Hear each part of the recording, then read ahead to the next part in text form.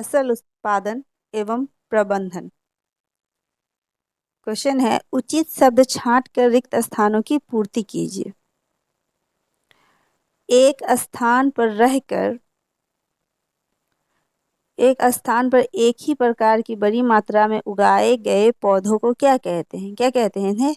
इन्हें क्या कहते हैं? फसल कहते हैं। इन्हें क्या कहते हैं? फसल कहते हैं।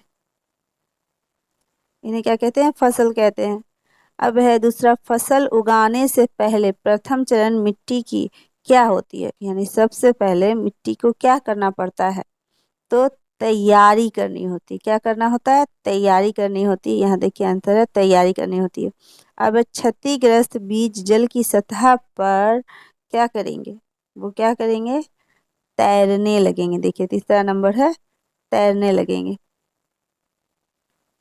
अब है, फसल उगाने के लिए पर्याप्त सूर्य का प्रकाश एवं मिट्टी से डैश तथा डैश आवश्यक क्या चाहिए? आवश्यक है पोषक और जल आवश्यक है। अब है, कॉलम ए को कॉलम बी से आप मिलान कीजिए। कॉलम ए को कॉलम बी से मिलान कीजिए। क्या कह रहा है? पहला है खरीफ फसल। खरीफ फसल का क्या होगा? कौन है खरीफ फसल? तो धान एवं मक्का। धान एवं मक्का क्या हो गया? खरीफ फसल हो गया। अब दूसरा है रबी फसल। रबी फसल क्या है? तो रबी फसल है गेहूं, चना और मटर। तीसरा है रासायनिक उर्वरक। रासायनिक उर्वरक कौन सा है? तो रासायनिक उर्वरक है यहाँ यूरिया एवं सुपर फॉस्फेट। अब है कार्बनिक खाद। कार्बनिक खाद क्या है?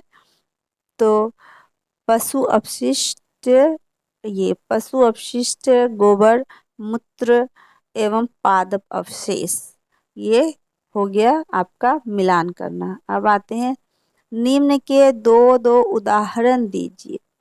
क्या उदाहरण है? निम्न के दो उदाहरण दीजिए। खरीफ फसल के उदाहरण, रबी फसल के उदाहरण। तो खरीफ फसल के उदाहरण क्या हो गया? धान एवं मक्का हो गया। और रबी फसल का उदाहरण क्या हो गया? गेहूं एवं चना हो गया। अब कह रहा है कि निम्न में अपने शब्दों में एक पैराग्राफ लीजिए। मिट्टी तैयार करना। मिट्टी तैयार करने का पैराग्राफ क्या है? यह प्रक्रिया फसल उगाने का प्रथम चरण है। मिट्टी पलटने और पोला बनाने के पौधे की जड़ें गहराई तक श्वसन कर सकती है। पोली बनाई हुई मिट्टी में केंचुआ और सूक्ष्म जीवों की वृद्धि में सहायता मिलती है तथा ये मिट्टी को अधिक पोला ह्यूमस बनाते हैं। इसके अतिरिक्त मिट्टी पलटने से पोषक पदार्थ ऊपर आ जाते हैं और अच्छी फसल उगाने में ये अत्यंत ही महत्वपूर्ण होते हैं। यानी इस तरह से मिट्टी जो है तैयार की जाती है। यानी कि फसल उगाने का प्रथम चरण मिट्टी को पलटने और पोला बनाने में पौधे की जड़ों की गहराई तक जो श्वसन होता है, जाकर श्वसन कर सकती है। पोली बनाई हुई मिट्टी में केंचुआ और सूक्ष्म जीवों की वृद्धि में सहायता मिलती है और मिट्टी और अधिक पोला कर ह्यूमस बनाते हैं। इसके अतिरिक्त मिट्टी पलटने से पोषक पदार्थ ऊपर आ जाते हैं और अच्छी फसल उगाने में अत्यंत महत्वपूर्ण होते हैं। अब दूसरा है बुआई। बुआई में क्या होना चाहिए? ये फसल उत्पादन का महत्वपूर्ण चरण है।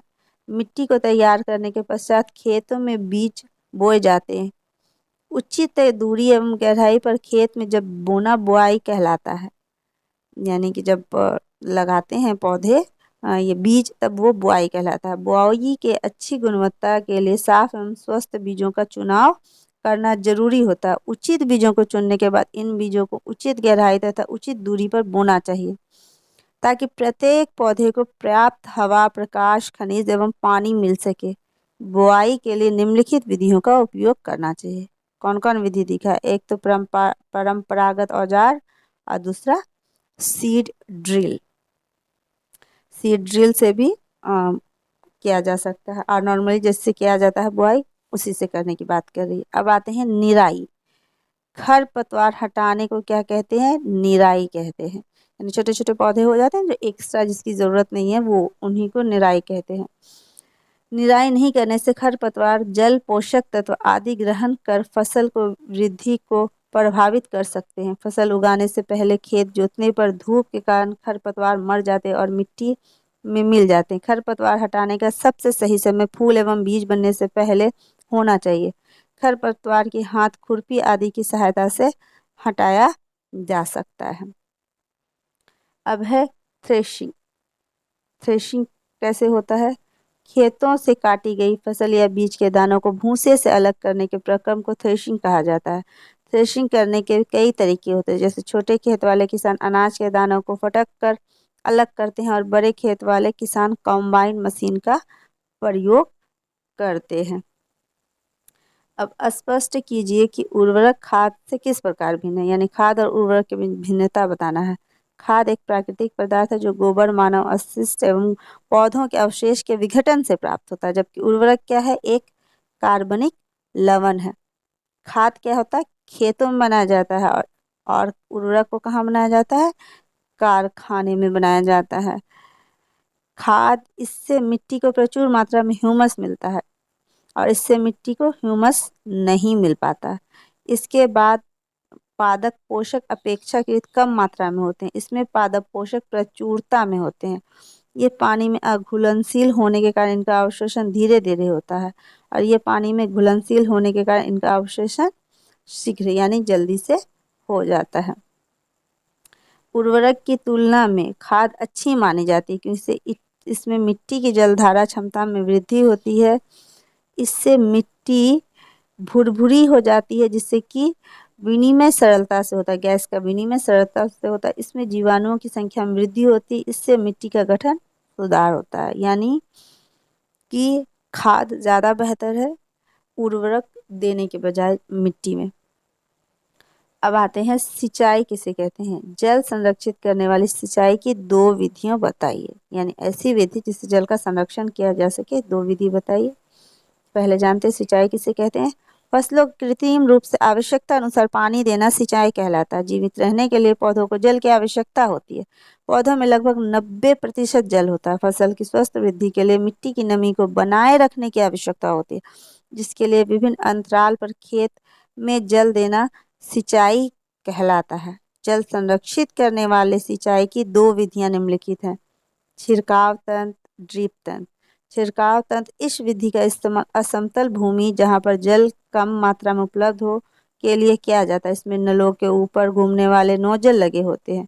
जब पंप से जल मुख्य पाइप में भेजा जाता है तो वो घूमते हुए नोजल से निकलकर वर्षा की भांति छिड़काव करता है। ये विधि बलुई मिट्टी में होता है, यानी एक छिड़काव तंत्र होता है कि इस टाइप से नोजल बना रहता है, वो आराम से घूम घूम के सब जगह छिड़काव करता है, जिससे पानी की बर्बादी नहीं होती। अब दूसरा होता है ड्रिप तंत्र। ड्रिप तंत्र में क्या होता है? इसमें जल बूंद बूंद करके पौधों में गिरता है और बेकार नहीं जाता। ये कम पानी वाले क्षेत्रों के लिए वरदान है।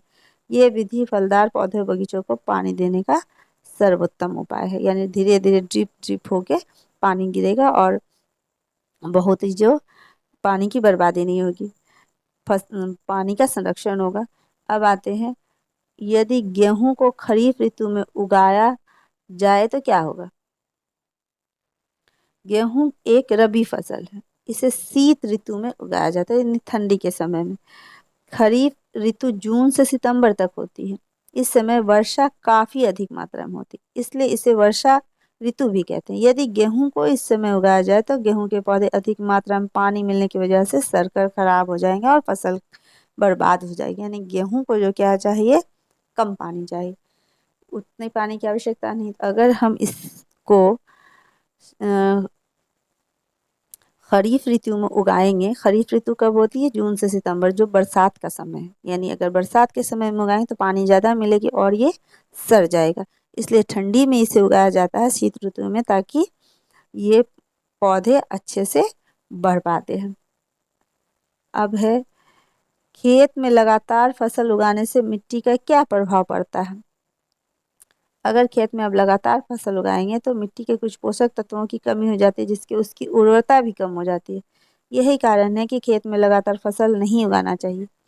खेत को कुछ समय के लिए परती छोड़ देना चाहिए। एक अन्य तरीका फसल चक्रण है।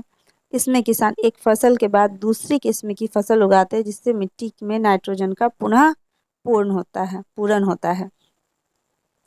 यानी लगातार, यानी मिट्टी को अगर खुला नहीं छोड़ेंगे, खाली नहीं छोड़ेंगे, रेगुलरली ही फसल उगाते रहेंगे तो फसल, मिट्टी की जो उर्वरता है, मिट्टी में जो उर्वरता होगी वो पौधों को ले लेंगे, पौधे ले लेंगे तो फिर से दोबारा उन्हें उर्वरता नहीं मिलेगी और वो जो है मिट्टी जो है वहाँ की खराब हो जाएगी। इसलिए बीच में दूसरा फसल उगाता है लोग, ताकि मिट्टी में जो है नाइट्रोजन का पुनः पूरण हो सके। या फिर पड़ती छोड़ दीजिए या फिर कोई दूसरी फसल लगा दीजिए। अब है खरपतवार क्या है, इनका नियंत्रण कैसे कर सकते हैं। खेत में फसल के साथ कई अवांछित बेकार पौधे उग जाते हैं। इन पौधों को हम क्या कहते हैं, खरपतवार। इनको निराई के द्वारा हटाना बहुत जरूरी होता है, क्योंकि ये फसल की वृद्धि पर प्रभाव डालते हैं। पशुओं एवं मनुष्यों के लिए ये विषैले हो सकते हैं। इनका नियंत्रण के कई तरीके हैं।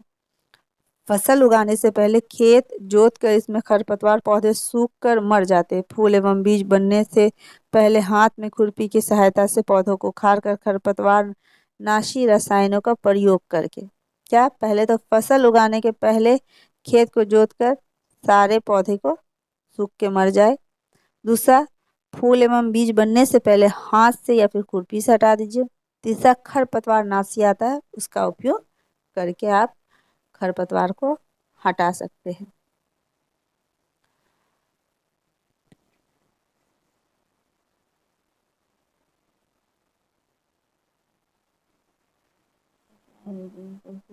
फसल को पहले मिट्टी तैयार करना, फिर खेत जुताई करना, फिर बुआई करना, फिर खाद देना, फिर सिंचाई करना, फिर कटाई करना, फिर फसल को चीनी में भेजना।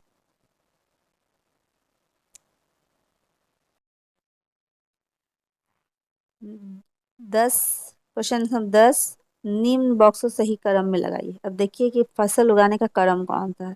पहले दे दिया फसल को चीनी मिल में भेजना, सिंचाई, कटाई, बुआई, मिट्टी तैयार करना, तो ऐसा होता है नहीं होता। तो चलिए सब आप देखते हैं। पहला हो जाएगा 5 नंबर, मिट्टी सबसे पहले तैयार करेंगे, उसके बाद खेत की जुताई करेंगे, फिर बुआई करेंगे, फिर खाद देंगे, फिर सिंचाई करेंगे, फिर कटाई करेंगे और फिर फसल को चीनी मिल में हम भेजेंगे। ये हो गया सही क्रम। नीचे दिए गए संकेतों की सहायता से आप पहेली को पूरी कीजिए। हाँ, तो नीचे दिए संकेतों की सहायता से पहेली पूरी करनी है। ऊपर से नीचे की ओर है सिंचाई का पारंपरिक तरीका, बड़े पैमाने पर पालतू पशुओं की उचित देखभाल, फसल जिन्हें वर्षा ऋतु में बोया जाता है, फसल तक जाने पर बात काटना। और बाईं से दाईं की ओर है शीत ऋतु में उगाए जाने वाली फसलें, एक ही किस्म के पौधे के बड़े पैमाने पर उगाए जाते हैं, रासायनिक पदार्थ जो पदार्थ को पोषक पदार्थ प्रदान करते हैं, खरपतवार हटाने का तरीका।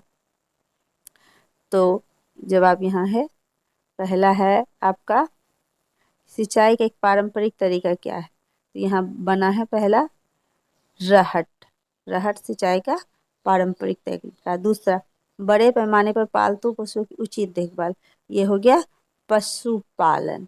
ये क्या हो गया, पशुपालन। अब हो गया तीसरा, फसल जिन्हें वर्षा ऋतु में बोया जाता है, तो वो क्या हो गया, वर्षा ऋतु में। ये खरीफ हो गया, ये खरीफ हो गया, यानी ऊपर से नीचे की ओर है। अब फसल पक जाने के बाद कटना, फसल पक जाने के बाद कटना, नंबर गलत दे दिया है। फसल 6 नंबर है, 6 नंबर में जाके देखना है कि 6 नंबर में बनाना है। पक जाने के बाद क्या होता है, कटाई होता है, ये कटाई बन गया। अब हो गया, उसके बाद का क्वेश्चन है शीत ऋतु में उगाए जाने वाली फसल। अब शीत ऋतु में क्या क्या उगाई जाती है, और इसका 1 नंबर है। 1 नंबर में ये देखिए आप, यहाँ बना दाएं से बाएं रबी, ये रबी बन गया। अब है दूसरा नंबर का सवाल, 4 नंबर, एक ही किस्म के पौधे जो बड़े पैमाने पर उगाए जाते हैं। अब 4 नंबर कहाँ, यहाँ है, वो क्या कहलाते हैं, फसल। ये 4 नंबर हो गया, ये फसल कहलाते हैं। अब रासायनिक पदार्थ जो पौधों को पोषक प्रदान करते हैं, ये क्या नंबर हो गया आपका, 5 नंबर। अब 5 नंबर में देखते हैं, 5 नंबर में उर्वरक है, 5 नंबर में क्या हो गया, ये उर्वरक बन गया। अब है खरपतवार हटाने की प्रक्रिया को क्या कहते हैं, ये 7 नंबर, ये 7 नंबर में देखिए ये बन गया निराई। इस तरह से सारे सवालों का हल हो गया।